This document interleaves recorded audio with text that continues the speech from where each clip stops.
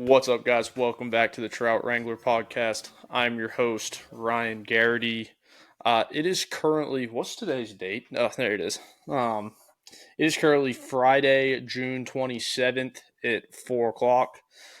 We have a very special guest today, South Carolina guy. But before we get into it, gotta give a quick ad read for Riversmith Outfitters. If you want to save 10% on your order at Riversmith, riversmith.com, use code Wrangler10, and you save on whatever you want on there. Hats, shirts, river quivers, and anything you could think of on there. But let's get into it. Introduce yourself a little bit, Shay. Thank you for coming on, man. Well, thank you. First of all, big shout out to Riversmith. They make great gear, so They do. take advantage of that discount. My name is Shay Tai. I'm the founder of Atollas. We are a fly storage and accessory company out of Charleston, South Carolina. And we our lineage or genesis is really minimal fly fishing. Less is more, in our opinion. We're big wade fishermen. We're on foot a whole lot, so we like to be mobile. We like to be minimal. We like to have the least amount of gear possible, and so we develop products that support that ethos. So that's kind of the mission for Atollas. Okay, sweet, dude. Like, I could get behind all of that, man. Like, when I was in Florida, that's all I did was wade fish. It's like I had a bass boat, but it's like I'm not spending the time when I get out of the salt water to go and flush out the motor. I just want to do as little work as possible when I get back. So I just go and like rot on the couch or something. It's funny, man. It's really first of all, from like a business standpoint. And this wasn't the intention, but from like a business standpoint, the entry point into fishing is 99 times out of 100 this way, right? Especially in saltwater. You may go with a guide and go fishing, and you get on a boat. Like, they may like introduce you to the sport, but if you want to DIY it, you're most likely going to have to start on foot. And so what we want to do is support you with the gear that you need there. And if you graduate to like getting a skiff, or you like boating and you're kind of getting into that world, fantastic. We'll support you there as well. But there's a lot of magic that happens like at the very beginning of like your fishing journey, and it's usually on foot.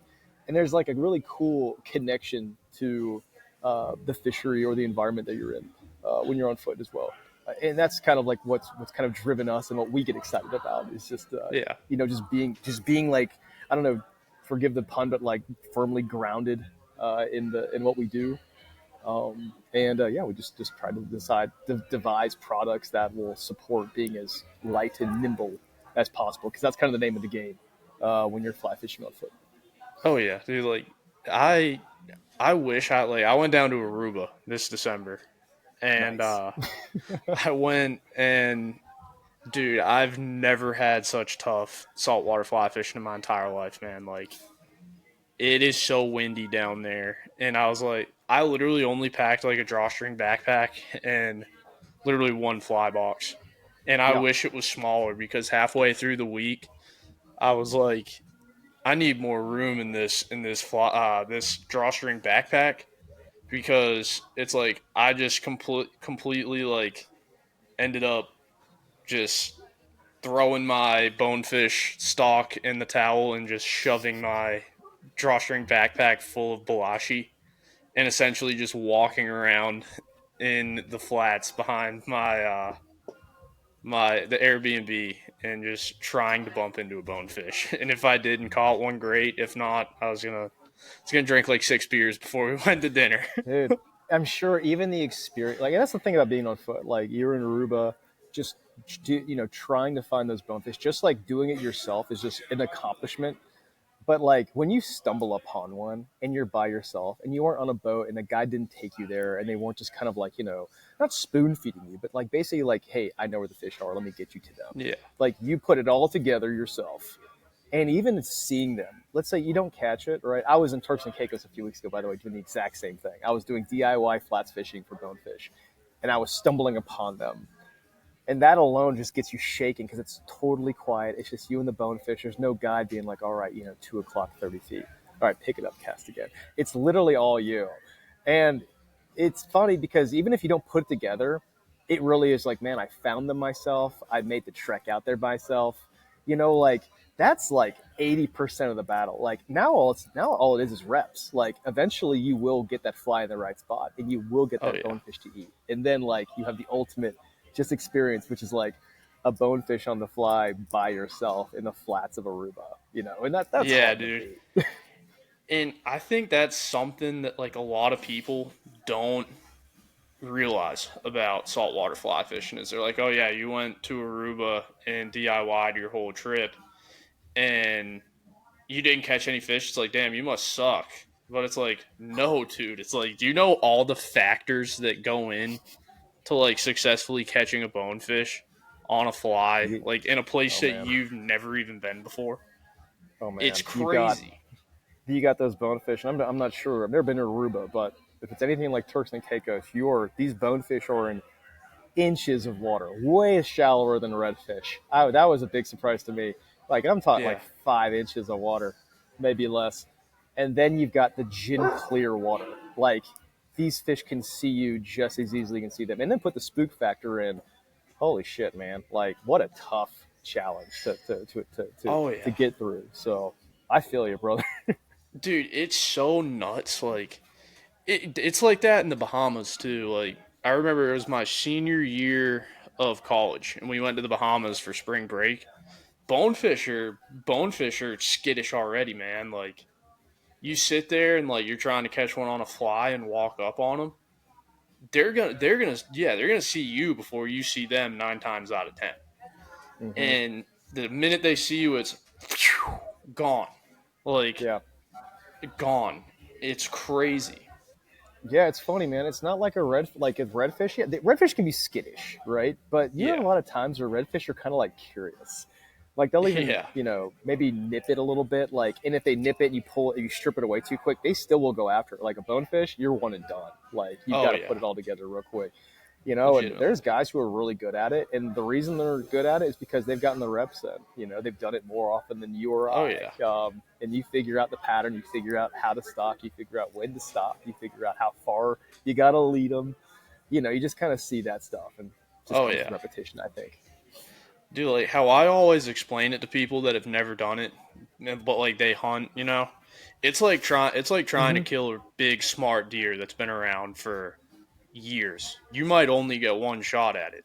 And if you don't Oh yeah, capitalize on it, you might not see that deer ever again. totally, man. Completely agree with you. Uh, Like, there's a guide I fish with a lot, and his name's Roland Wagner. He's like a big wade fishing guide in Charleston, and he compares fishing for redfish like it's like gazelle hunting. You know what I mean? It's like you're out in the yeah. open prairie, and like it's just wide open, and you have to like spot these little targets, and then just try to thread the needle, so to speak, without scaring them. Yeah. But So, but yeah, let man. let's go let's get into some questions. Can you share the story behind the founding of Atollas in 2018 and like what inspired your creation of that? Yeah. So Atollas is a funny story. Um, so I've always been into fly fishing, but Atollas' like origin story was not necessarily fly fishing, but it was water related. I originally conceived the company because I wanted to design a better floating Ira retainer, believe it or not, like a floating like a keeper for sunglasses. Like and croakies? and this is like, yeah, kind of like croakies. And this is like not alone. It's funny because like it was my company for about a year and a half, and I'll get to like what happened. It's entrepreneurship. But I was a paddleboard fisherman for a while. I'm not anymore, but I used to fly fish on a paddleboard. And I'm also very blind. I wear prescription sunglasses, and these things cost like $500. And there was like at least 2 times where I was out fishing and I fell off the board or something happened and like some wake hit me. And even though I had like a regular pair of retainers, they like fell off. I lost them, and it was like heartbreaking. Um, and so I was like, you know what? Like, I'm gonna go get a floating hour retainer. And so I went to go look for one, and I hated what was on the market. I was like, there's no way I would wear these. Like, these are goofy, these are fat, these are like Yeah. totally clunky and ill-conceived. And so I was like, I'm pretty sure I could design a better one. I do have a background in product design. I've been doing product design most of my life. So I was like, you know what? I'm going to develop a better floating hour retainer, and that's what was the start of Atollas. And I brought to market this new floating hour retainer in 2018, and it did really well. I partnered with my manufacturer. They sent me the first run. Over the course of the year, I sold out of all of them. Oh my And gosh. what happened? Yeah, and so like I was like, there's something here, and but towards the end of it, COVID had just started. That 2020 maybe, Yeah. was that 2020? I don't remember. So long ago. It's so I'm weird. pretty sure it was Um, 2020.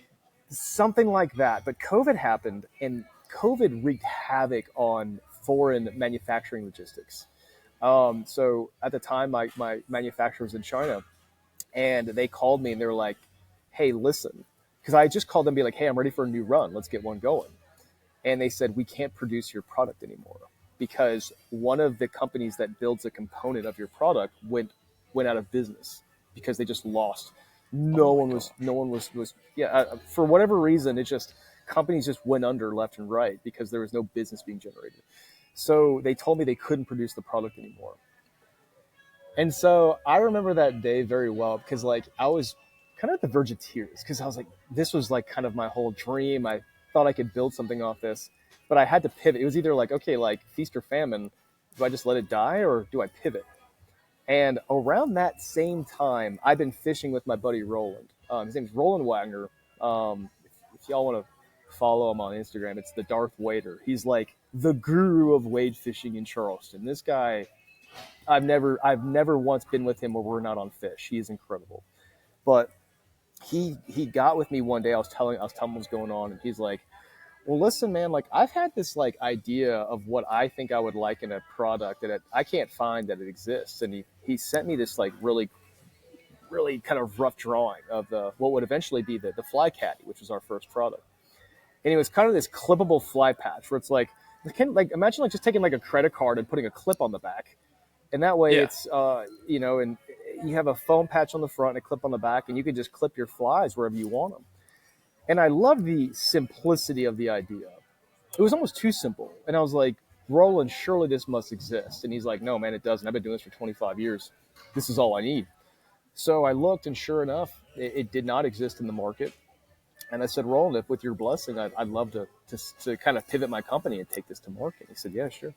So 8 months later, I came out with the fly caddy, and that was the pivot to exclusively fly fishing. It was not planned, but it was the right move at the time, which we thought. Yeah. We took a bet on it, and ever since then, the fly caddy took off. We ended up getting in, about a year, about 100 fly shops across the country. Got some great feedback. They said they wanted a bigger one, so we came out the Fly Caddy XL. And then the natural next step was to bring a box to market. We saw a lot of opportunities to improve upon what's kind of hasn't been touched in a long time, which was improving a fairly simple product, the fly box. And so we wanted to kind of shoot our shot there. So this Yeah. year we released a 2GO box, and kind of it's really ramped up from there. The 2GO box has been doing great, and now we have plans to expand that product line to varying sizes. So Heck yeah, that's dude. kind of Like, the short story. yeah, dude. I like the I like how you have the slate piece too that you guys use. It's Mm-hmm. magnetic, and it's like, dude, I've seen the customs that you're doing for people, and they're awesome. That's such a Mm. great idea too, to start doing like laser engraving on those. Yeah, man. That's something that was I forget which shop. It was one of the shops we were working with. I think it was Orvis. That was asking about customization, and we looked into it, and we said, what, this is actually a fairly simple offering to provide to our customers. So we ended up investing in some engraving machinery, and now we offer it in house. So when we That's work with awesome. fly shops, if they want to put a logo on their fly caddy, they sure can. It's really popular with fly shops. Fly shops. If you don't know anything about fly shops love custom branded gear. Oh yeah, dude. Oh yeah, they love it. Like we've had several shops ask us about getting our logo on our 2GO box, which we don't offer yet. I don't know if we ever will, but it's something that really seems to have legs. So we're we're exploring it. Kind of looking into it. Yeah, kind of looking So into it because there's a lot of as a company, as a startup, and as a small company, you try to look at like where's your money best spent, and is it yeah, buying machinery that's going to allow you to customize an existing product, or is it expanding the product line? And where I stand right now, the better bet is expanding the product line. So that's probably what we'll do. oh yeah. Dude, I think what you said about COVID too, for like a lot of companies, it put a halt to everything. And there were Oh like yeah, some companies, like Al Perkinson Bahio. from Mm-hmm. Bahio. He was on here and he was like, I was gonna launch Bahio in 2020, and he was like, COVID came around. He's like, I just kind of stayed in Charleston and just scatterboarded, and just whenever COVID ended, he's like, I launched it, and it's been decent to him so far, dude. So like, I feel like a lot of those companies, they had to pivot when that happened and do different things. And I do, if I owned a serious business, I don't know what the hell I would have done when that happened. It's funny, man. No one knows what they're going to do until it happens.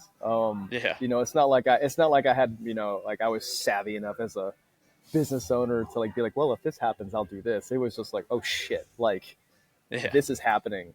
I've got to figure this out. And you know what? Like when it comes to your front door, you really find out what you're really made of. And a lot of us, and I'm sure even you, Ryan, like, you figure it out. yeah, You didn't think you'd have to figure it out, but you do. And that's the same thing that Al did. Like Al's it's funny you mentioned him. I've connected with him a couple times from like a mentorship standpoint, yeah, to kind of get his thoughts and feelings on certain things to do with the company and how to grow it and what the best methods are. He's a big marketing guy. yeah, And so I like to pick his brain on the marketing side of things. But he's a big risk taker. yeah, And so he kind of like, whenever you get off the phone with him, you really feel like you kind of like have the bravado to take a leap. So he's got that vibe. And also,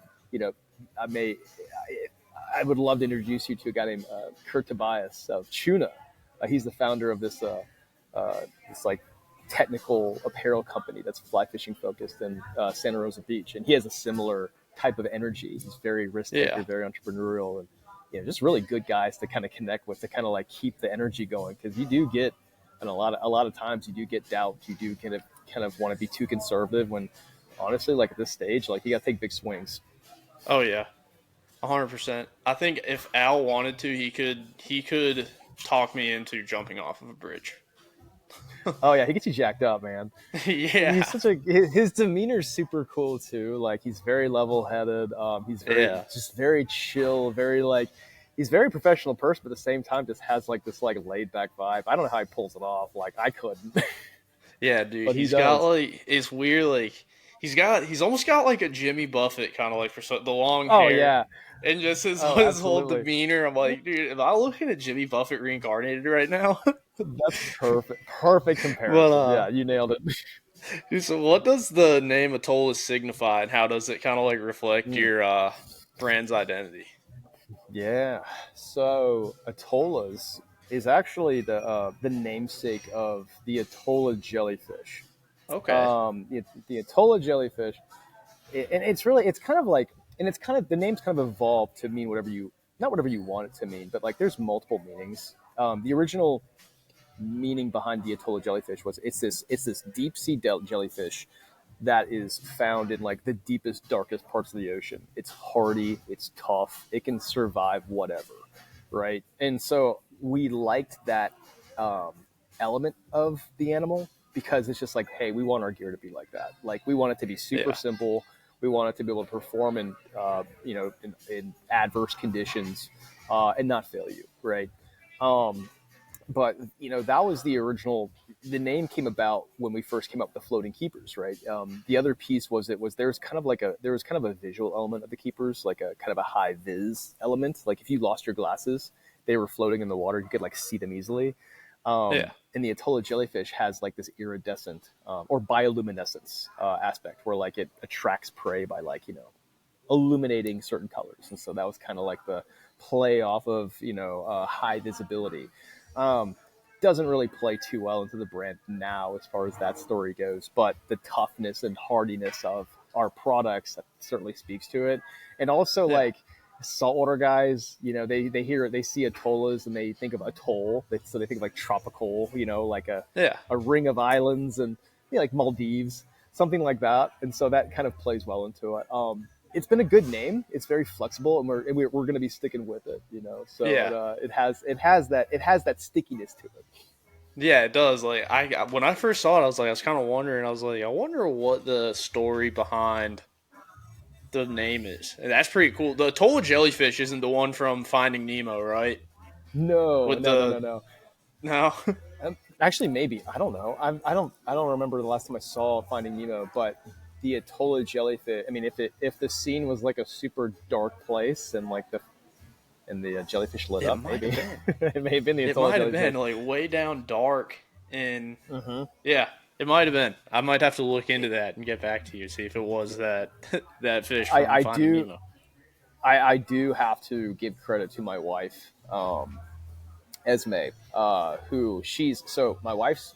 It's been a blessing to have her in my life because she has a background in marketing. She works for an ad agency and marketing agencies for as long as I can remember, and she's the one who guided me into helping me name the company.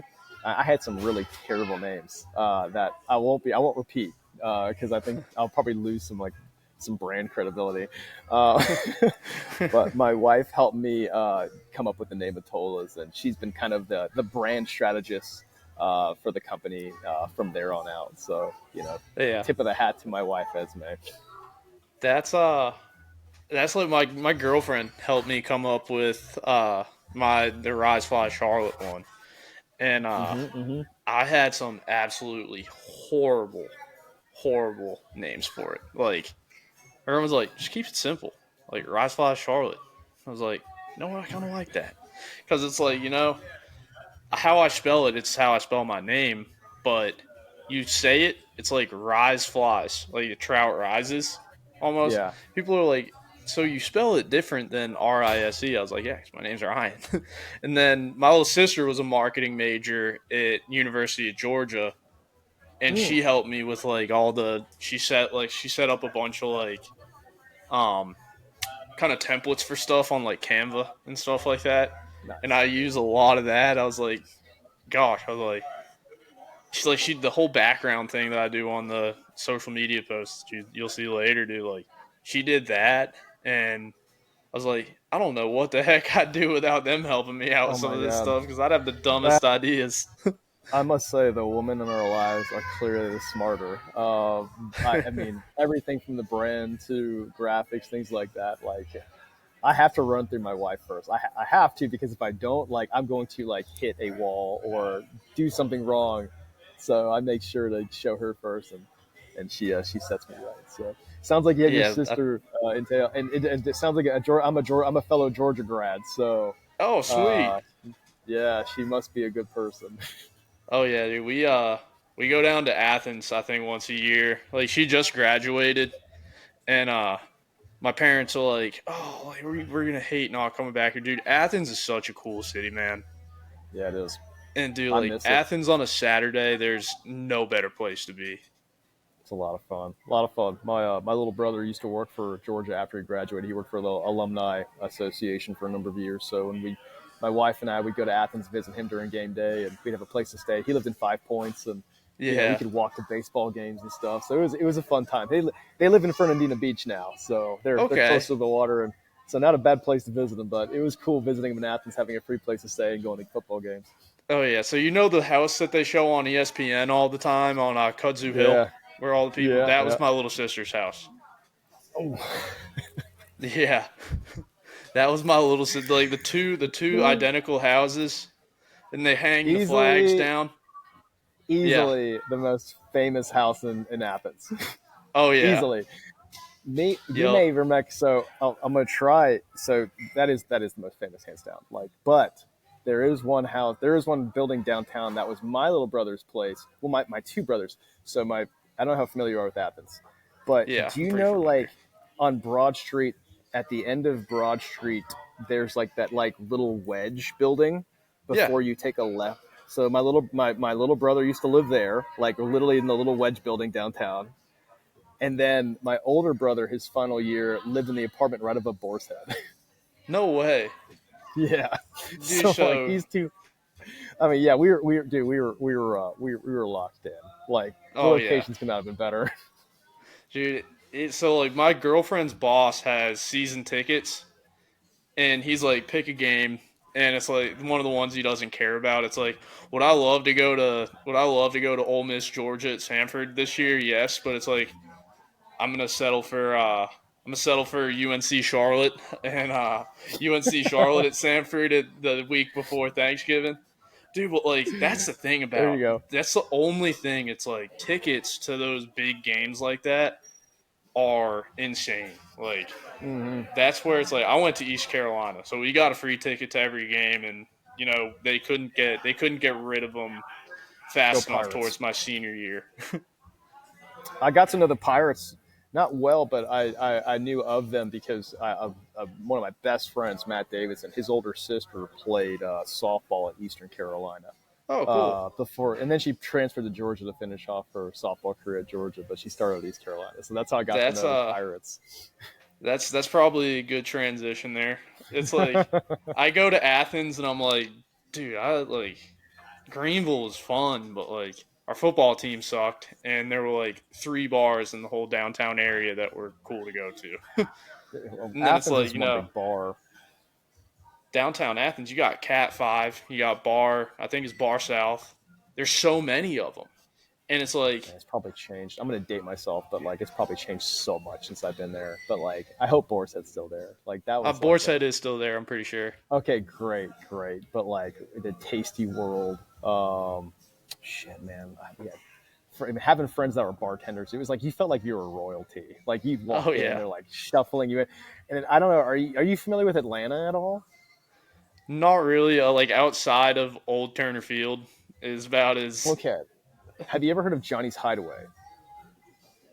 I've seen the videos. The Buckhead one. Yeah. Get So it's a one very night in famous. Buckhead.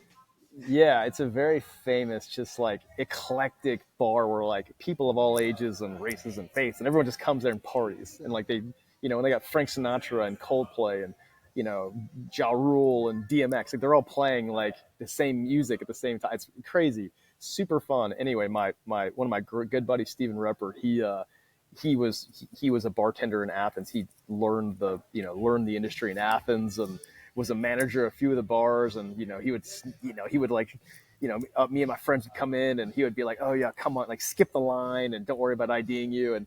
And he ended up, now he's the manager of Johnny's Hideaway, which is like world famous. And so Oh once a wow. year, me and my buddies get together for we call it Man's Meal. It's Christmas in Atlanta. We're from Atlanta originally, so we all Oh did the high cool. school stuff there. And we all meet up, have a good dinner, and then we all then go over to Johnny's Hideaway, where Steven's like they're ready to usher us in, and and have bottle service and everything. So, I'm getting older, so I can't handle it as well as I used to. But it's fun to pretend you're young again Yeah, every now still and then. rip it wide a little bit. Not often. Yeah, Maybe dude. once a year. I think like the older I get, like I'm 29, dude. It's like every year I'm like, man, I can't do it like I used to. Mm-hmm. Yep. No, wait till you're 40, buddy. Was Little Italy there when you were in Yeah. at Athens Oh, or in oh, Georgia? Little Italy. Little Italy was the best. Yeah, if it's still Oh there, yeah. that's fantastic news. Yeah, that's still there. It's we went there. It was the weekend of graduation. So my cousin also went to UGA with my sister.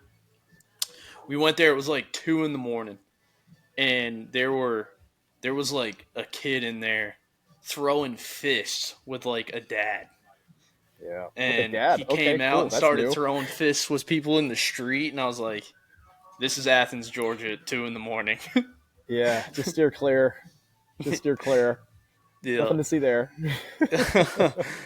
But we kind of But yeah, hinted man. on it or hit on it already. But the Fly Caddy is noted for its minimalist design. What was the Yeah. inspiration behind this product, and how does it address the needs for mobile anglers? You think?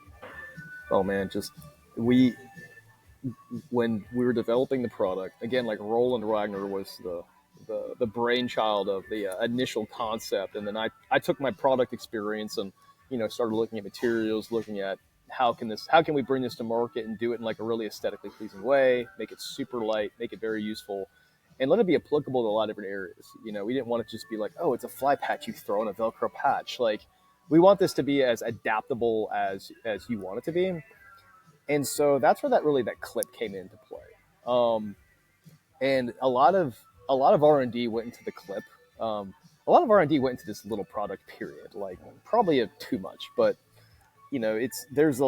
we came out with some concepts, and it's, if you're familiar with like how Apple, the technology company, like builds things out, they really the processes are stripping it back to be as simple and cold as possible, and that's a really difficult thing to do. And so I took the same approach and was like, okay, here are the requirements for this product. I want it to hold X amount of flies. I want to be able to clip it or attach it to my hat, my pocket, my wader belt, my gear. Yeah. And as you develop these requirements, you start like developing the idea of the product. And then from there, you start stripping it down to like its essence. And it takes a while. So we ended up just getting to this just like basic, simple, this credit card sized plastic product that has a clip on the back that's really sturdy. It's very, very difficult to break. You have to try to break it. So it'll clip to like a thick belt. It'll clip to a pocket, hat, whatever the case may be. It's got to be small enough to where it doesn't feel invasive. It doesn't feel like it's kind of impeding on, you in any way. And then we looked into like, okay, what's going to hold the flies? Is it a magnet? Is it foam?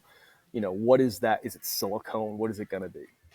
And I really fell on silicone because I really fell on foam because after testing everything, what I cared about the most and the biggest requirement was, is it light? Like, will I notice that it's on me? And foam is a very light product, and it does the job really well. It's been doing the job really well for decades in the fly box kind of category. Yeah. So there was really no need to like go and explore silicone. And I didn't do magnets at the time because, you could have a very strong magnet, right? And there's companies who do this, right? There's Lidrig, Kling. There's companies that focus on the magnet side. Totally for it. But there is always the opportunity where, something knocks the fly caddy, right? Something knocks it. And it doesn't matter how strong the magnet is, that fly is going to fall off. So if you accidentally swipe it or touch it, like that fly is going to come off the product. And I didn't like that. I want something physically that the shank and the hook can latch onto. So that's why I started experimenting with different foam thicknesses, and I worked with a manufacturer for like 3 months to really find the ideal thickness of foam that I liked. That was, hey, it's gonna take a long time to wear out. It's gonna have a lot of gripping power. It's gonna have a little bit of memory to it, and it also allowed for the product to be cheaper. So that way, if after a few years, if your fly caddy is maybe kind of at the time where you may want to replace it, it's only going to cost you a few bucks to get another one. So there was from a business decision standpoint, foam really kind of checked all the boxes. So after that, we put everything together and tested it out, and I let Roland go out with it and be like, hey, do your thing. And we thought we had a winner. So took it to market, and then from there, there was like, okay, how do we build a company around this little product? Because we knew that the fly cat, you can't build a company around the fly caddy. It's it's an accessory. It's not like a flagship product. So we knew that it wasn't going to be the main event forever, but we also needed to start getting it out there to fly shops. So I just started calling fly shops one by one, and chipped away there.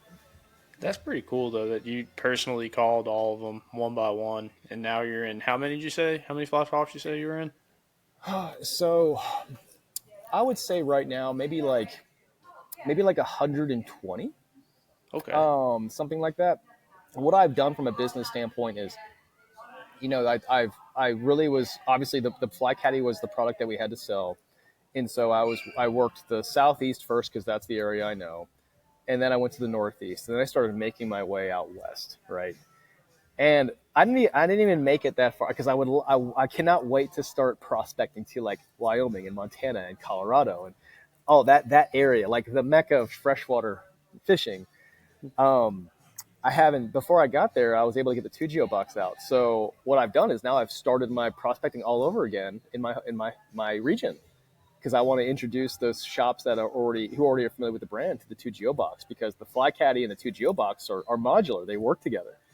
So from a fly shop perspective and from an upsell perspective, it makes a lot of sense for them because if they're selling the Fly Caddy, now they've got the 2Geo box, which is a great box in its own right, and it works with the Fly Caddy.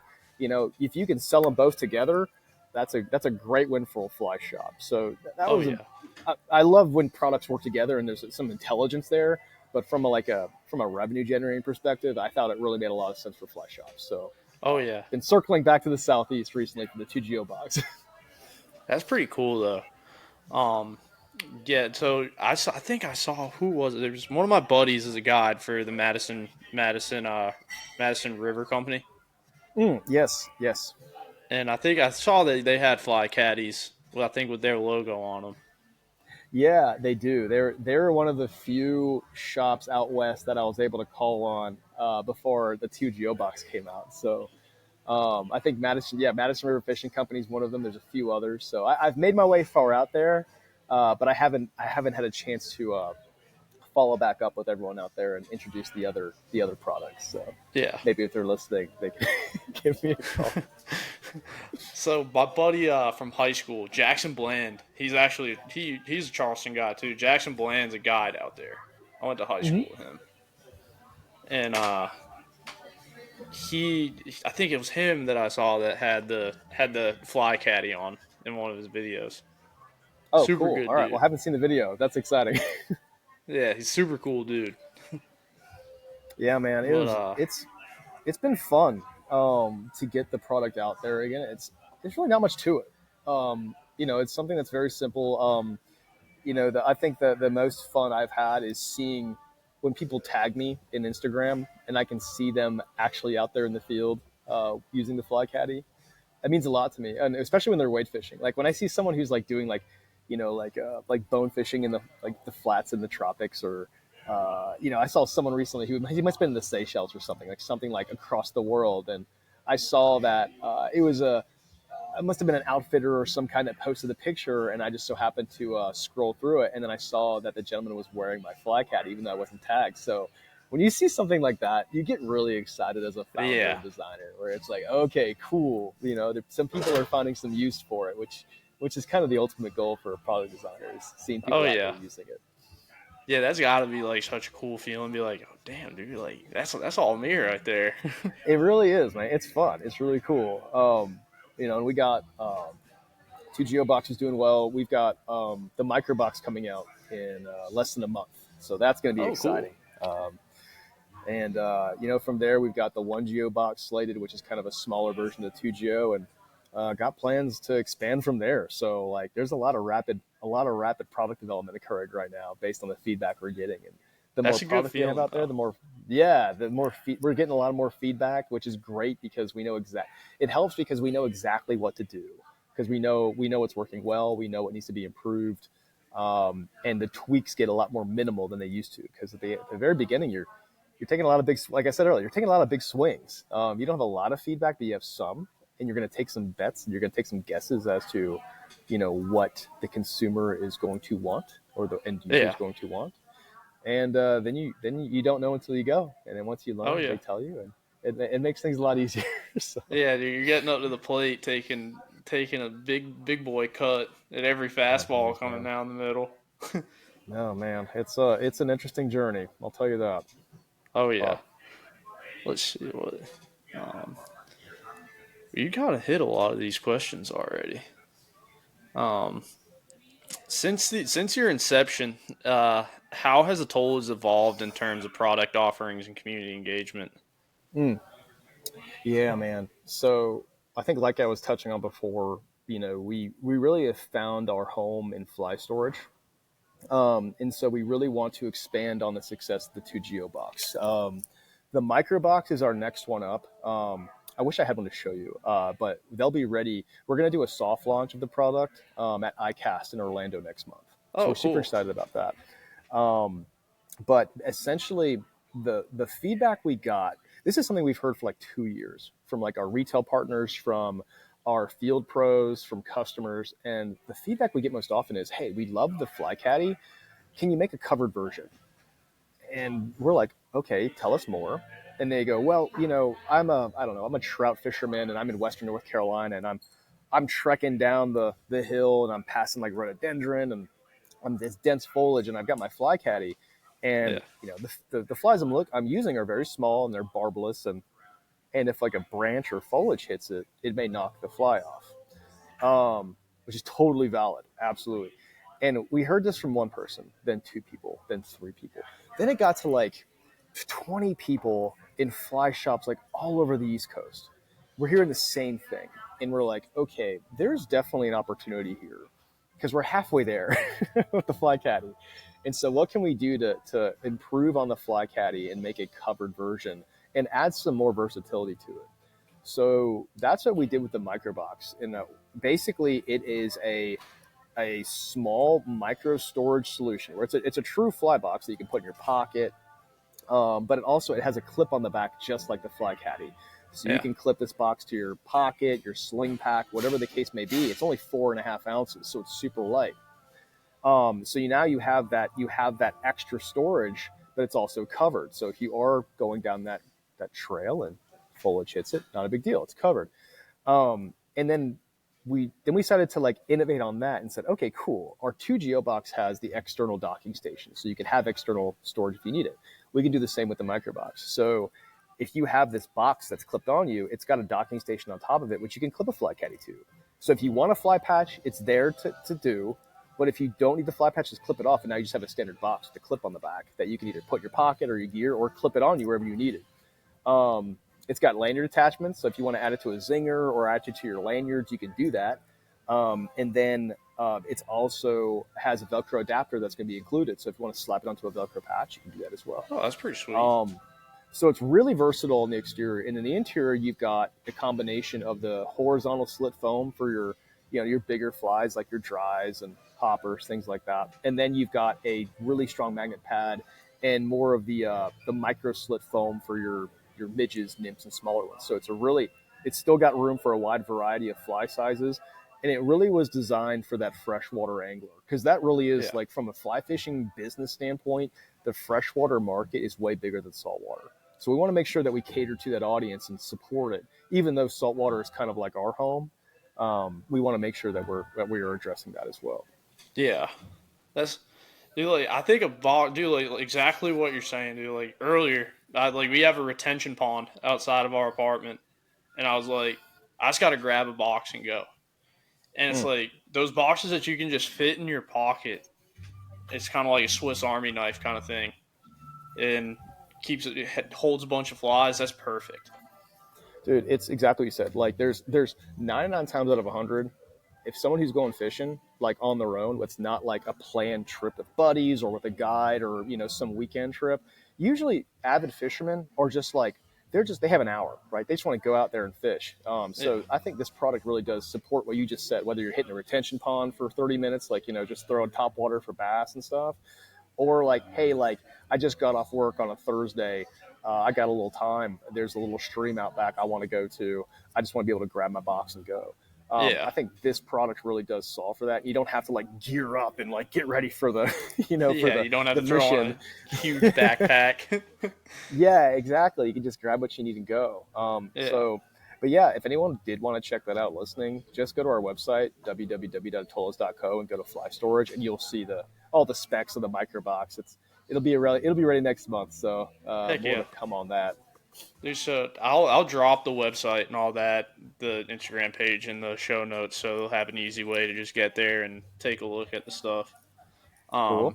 You guys excited to go to ICAST? Yeah, really excited. It's funny.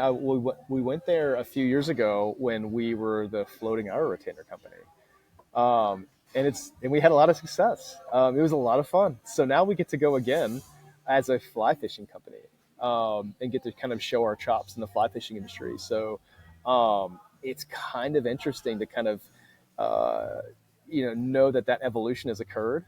But that ICAST is really catering a lot more to fly fishing companies, which is great. They have a fly fishing section. They're going to have a kind of a fly shop, so to speak, stood up. So companies like mine can like display their products to buyers and let them know kind of like what's coming up in the future of fly fishing. And That's man, we're pretty looking cool. forward to it. I know they're going with like a different company, so I was interested to see if they did anything different with how they set it up. I am not sure. I wish I could speak more to that. I wanted to say that there was some sort of relationship with AFTA, but I don't know. All I We'll do know see. is that ICAST definitely wants to do more fly fishing, and I'm all for it. Yeah, That's dude. actually that's where I met Al Perkinson a few years ago, was Yeah. when he brought Bahio to ICAST. So got to Dude, meet yeah, him in was that the person year there. that they had people doing like tattoos and cutting hair in the booth? No, it wasn't that year. Now I think it was like a year or two after that. Yeah. But he did have like the bus there and everything, and Yeah. there's a cool vibe that comes from it. And again, I respect the hell out of that company. I think Yeah, they're dude. doing they left Costa to do things the right way. So Yeah, dude. gotta Tell love me that. about it. So like that's I kind of saw like I was when I was in bass fishing, I I was like full blown tournament scene, all that stuff. I had the little coast deal during college and then after, Nice. and you kind of saw it starting to like kind of plateau out and kind of going away. Like their customer service was starting to get a little like slow. And then the whole split happened where they got acquired by Luxottica, and you're like, it's starting to make sense now. Like, no Mm-hmm. offense to it, like any of them, but like, I broke a pair of Bahios a few weeks ago.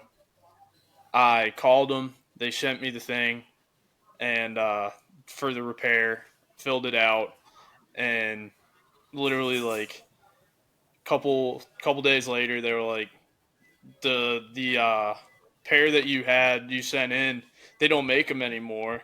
They're like, well, tell us which ones you want, and we'll send you them. And they literally sent them to me. They got to my door yesterday. Boom. It's like that is all you need to do. It's Like, funny, man. It's so I'm not to get like political or anything like that, but like when you like a private company versus a public company, like when you're publicly traded, you've got a different set of priorities. oh yeah, When you're privately traded, that's when customer service means the most. That's when that usually the owner or owners are emotionally invested in the company and it's seeing successful and how people experience the company, like Al with Bahio and what you just had, right? yeah, Like that's what matters the most is like the customers having a great time with it and having a great experience. And then once you do get into that publicly traded realm, I'm not saying it's a bad thing. I'm just saying that it's depending on the leadership of the company and the priorities are how do we create the most value for our shareholders. We'll yeah. usually start cutting corners on things and one thing leads to another. So Oh yeah. it's a tale as old as time. Yep. It's sad to see that like a lot of the companies that we all know and we've used a lot of, and we love that those companies had that happen, and Mm-hmm. it stinks. But that's the nature of the beast sometimes in It this is, day and man. age, man. As you grow, those are the things that are inevitably going to happen. Oh yeah. So But I've crossed my fingers. I hope Atollas can grow to eventually like we can have that decision to make, and you maybe at that point you can hold me accountable and say say Shay, don't, don't do what Luxottica and Costa do. So, but what do I know? I'm a one man show, so all I care about is being invited on a show like this and talking about Atollas and having a good conversation. So. yeah, dude. Let's see. So the weight out seems to be a significant aspect of your brand. Mm. How has that like connected you with your audience and stuff like that? It is the wait out is kind of their mantra. Um, it's really how I started learning how to fly fish. Again, I do give credit to the Darth Vader, Roland Wagner, for kind of instilling this in me. Where like there is such an emotional connection to fly fishing when you're on foot. Oh yeah. Being on a boat's great. Like heading out to the, the wind's blowing in your hair, and you're just kind of, everyone's quiet, and you just the motor's loud, and you're on glass water, and you're headed to the spot. Like there's something really cool about that. Yeah. But there's definitely some aspects of it where you feel like, hey, I can't do this without other people. Like I have to, be, either really knowledgeable of the waterways, or I'm dependent on this boat to get me to certain places. But when you're on foot, like you are beholden to your instincts. You have to learn things on your own. Like if I'm going to go out fishing and wading, I have to take all of my education and knowledge and be like, okay, the tide is 5:5. It's June 27th. The flood is going to be at 5:30 tonight. Where should I go? Because I'm only going to be able to go to one spot. Like I have to make a bet. And so like I have to take that knowledge and then not only make a bet on it, but then go out on foot, find the fish on foot, sneak up to that fish, and then make it happen all by myself. And that, just the experience to do all that is just, it's like, I compare it to, I don't know, like almost like solo golfing, like going, like hitting 9 rounds by yourself. You just, there's some magic that happens when you catch a redfish all by yourself and no one else is around, and you're in the middle of nowhere and it's all quiet. It's, what can I say, man? It's like, I don't want to say transcendent. That's a little like exaggerative, but like you feel pretty darn good when you do that. Oh yeah. But yeah, circling back to the way that it's just like getting it done on foot, staying minimal, respecting the water, preserving where you are, leaving that place even better where you found it. That's kind of what we like best. Keeping everything simple. Yeah. No need to complicate things. Oh yeah. I feel like you can also kind of like compare that to bow hunting. Like, yes, great comparison. Big time. Like, just like that's all I do. It's like, I'll take like a Saturday off in the fall if like, the whitetails are beating me down. I'll be like, all right, I'm gonna go and fly fish. But all fall, that's all I do is go and I hunt whitetail as much as I can, and that is clear. Like it's exactly like that. It's nothing like it's being really up like 10 feet in a tree, or more than 10 feet, but being up in a tree in the middle of nowhere and trying to stalk these animals. And you stripped it down, man. You know what I mean? Like you don't have the boat to take you there. You don't have the ATV. You may have an ATV. I don't know. I'm not a big hunter, but I know the analogy very well. But like the stripping down aspect, like of just bow hunting, where it's like there is an art and a skill, and there is a certain level of confidence that you develop in that sport, that you have to work for. You have to earn. And I think fly fishing, and in particular fly fishing on foot for redfish, I think is very similar. Like you're only going to get better through repetition. Like you're not going to have fun out there if you're only going out there once a year or twice a year. Like you need to kind of consistently make it happen. I would assume that both bow hunting is a similar game. Oh yeah, dude, it's like probably for fall season, like for this year, season opens late August. Me and my buddy are already like starting to get out and shoot the bow, and we'll probably do that like once, twice a week until we're putting up cameras. It's like preparation for something like that. It's so much fun. Dude, that's awesome. And that's how I feel about fly fishing. And I would told you, I didn't think I'd ever feel this way about anything that I do for like fun. I started fly fishing quite a few years ago, and I think the closest thing I can compare it to is surfing. Like you didn't think you'd ever get into it, but once you start doing it, all you want to do is just get better. Oh yeah. And it really does become like a really big part of your life. And I don't think anyone sees that coming. And I never did. Yeah. When I was a kid, I never, ever, ever thought I would be into fly fishing. But man, once I started it, there's no. It's hard to go back to a conventional rod. Oh yeah, like surfing and fly fishing, both of those activities, man, there's something about them. I think it's just you're by yourself. You're putting it all together yourself. You're always getting better. You're your own worst enemy. Yeah. Very similar to golf. I'm not a golfer. I'm awful at golf, but I can imagine it's similar.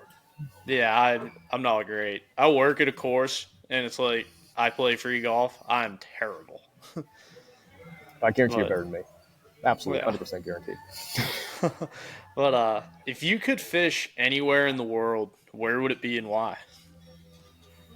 If you ask my wife, I talk about the Seychelles a lot. My wife's family from her dad's side is from South Africa, Cape Town. And it's only a skip from Cape Town, but it's close by to the Seychelles on the eastern coast of Africa.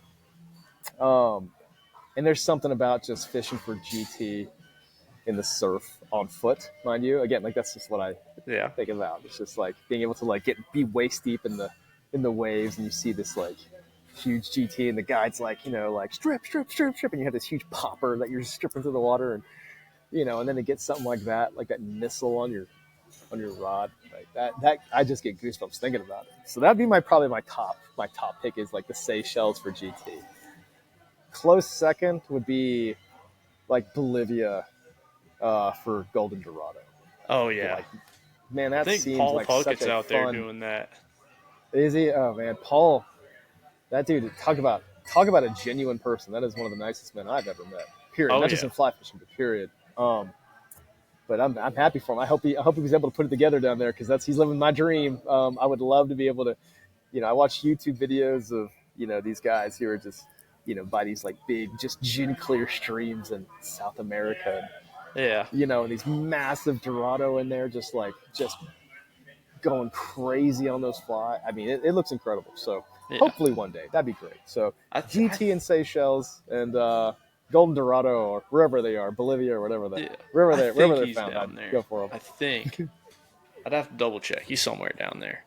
But Godspeed. so Paul. I end my podcast every episode with the five songs for the playlist. Oh God, you have the list because I kind of forgot them. But yeah, I have it. So cool. Yeah, I had it right here. It was actually a pretty good list.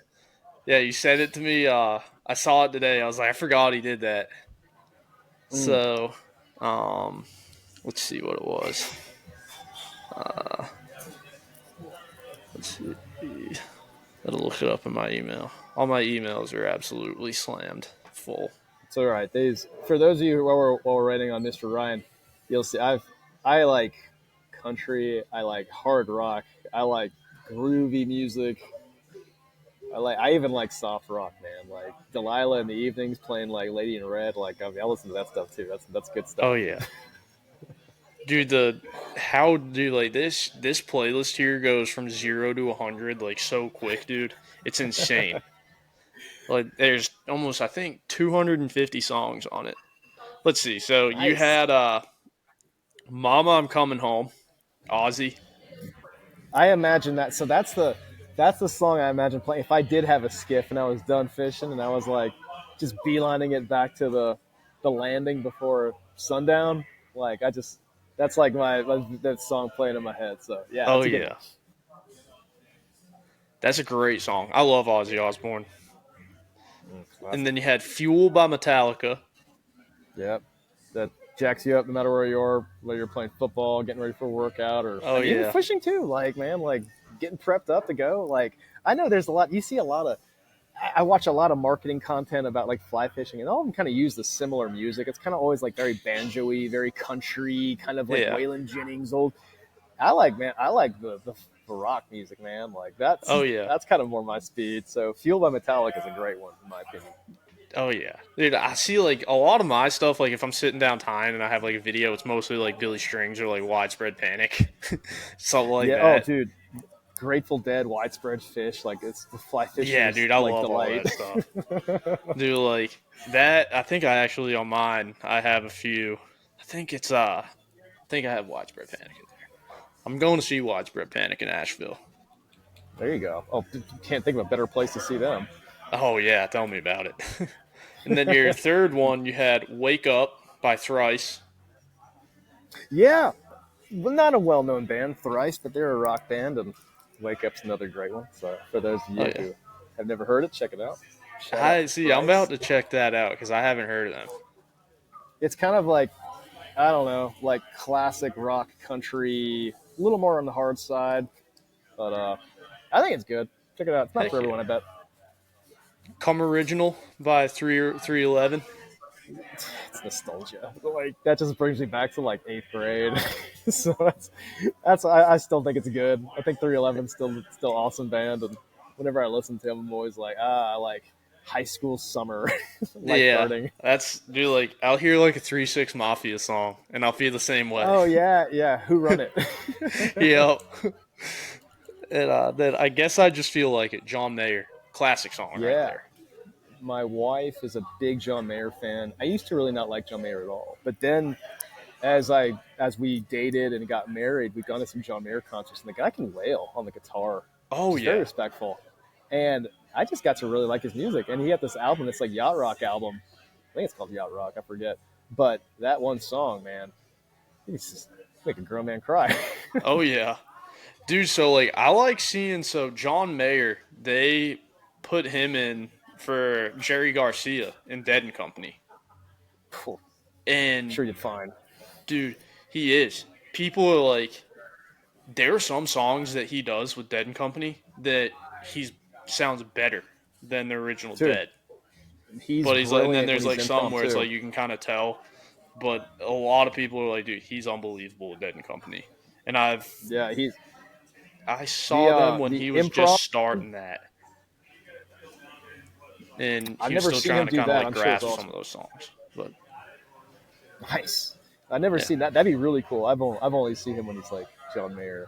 yeah, And like I like a lot of his songs. Some of the songs I'm like, but most of his stuff, like especially his newer stuff, I really like. So, and yeah, also like it's something my wife and I enjoy. So it's always cool to like go to something where we both can have fun.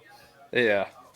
Do you see, like, my girlfriend and I don't really have, like, a band like that. It's like, I'll get in the car. If I'm driving somewhere, I'll put on, like, one of my playlists and just click shuffle. And she's like, dude, what do you listen to? Like, Oh, I don't know yes, any of this. that happens to me as well. By the way, I do. Yeah, Let me clarify. I do enjoy like John Mayer and Coldplay and that other kind of softer stuff. I think it's great. I really do. But like, if you're gonna come in my car, I'm almost embarrassed to play it with my wife's in the car, to be honest with you, because it's much harder. Like, I really do yeah, prefer harder rock. Like, I like really hard metal stuff.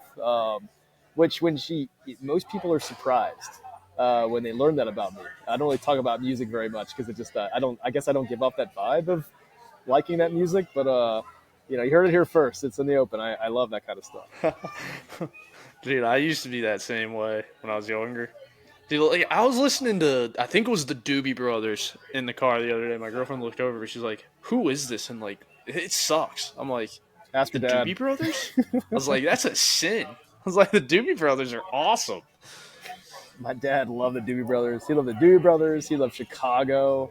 Yeah, Frank Sinatra, like Aretha Franklin. Like my dad he's about as old school as you could get. But like Doobie yeah. Brothers he had plenty of those albums in vinyl.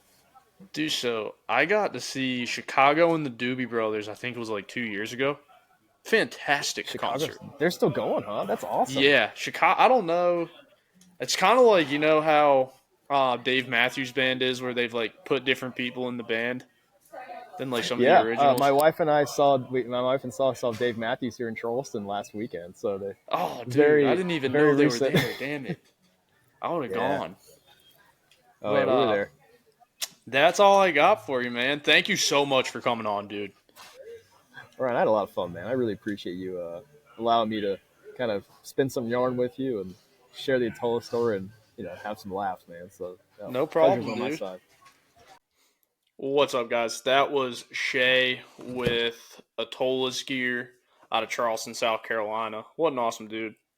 Um, but Maverick and I here would like to extend you an offer before we end the podcast here.